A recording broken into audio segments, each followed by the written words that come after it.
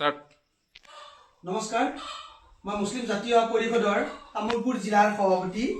বৰ্তমান অসমখনত যিটো এছআৰৰ নামত সংখ্যালঘু মানুহখিনিৰ ওপৰত হাৰাশাস্তি অত্যাচাৰ হৈ আছে, আমি মুছলিম জাতীয় পৰিষদৰ পৰা ধিক্কাৰ জনাইছোঁ, গৰিহণা জনাইছোঁ যে হেমন্ত মামাই ভালকৈ বস্তুখিনি চালি জাৰি চাই তাৰ বাবে আমি মুছলিম জাতীয় পৰিষদৰ পৰা বিনম্ৰ অনুৰোধ।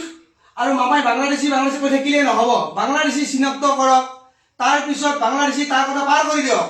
তাতে কোনো হেৰি নাই, আমি আছোঁ লগত, আমি যাম। আপুনি এনে নাটকবিলাক কৰি থাকিলে মানুহৰ মাজত মৰম মহব্বতটো নাইকিয়া হৈ যাব।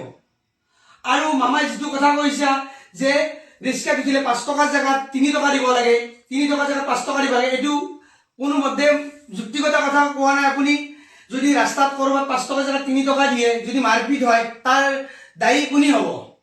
জয় অসম। তামুলপুৰ জিলাৰ সভাপতি। বৰ্তমান অসমখনত যিটো এছআৰৰ নামত সংখ্যালঘু মানুহখিনিৰ ওপৰত হাৰাশাস্তি অত্যাচাৰ হৈ আছে, আমি মুছলিম জাতীয় পৰিষদৰ পৰা ধিক্কাৰ জনাইছোঁ, গৰিহণা জনাইছোঁ যে হেমন্ত মামাই ভালকৈ বস্তুখিনি চালি জাৰি চাই তাৰ বাবে আমি মুছলিম জাতীয় পৰিষদৰ পৰা বিনম্ৰ অনুৰোধ। আৰু মামাই বাংলাদেশী কৈ থাকিলে নহ'ব, বাংলাদেশী চিনাক্ত কৰক, তাৰপিছত বাংলাদেশী তাৰ কথা পাৰ কৰি দিয়ক। তাতে কোনো হেৰি নাই, আমি আছোঁ লগত, আমি যাম।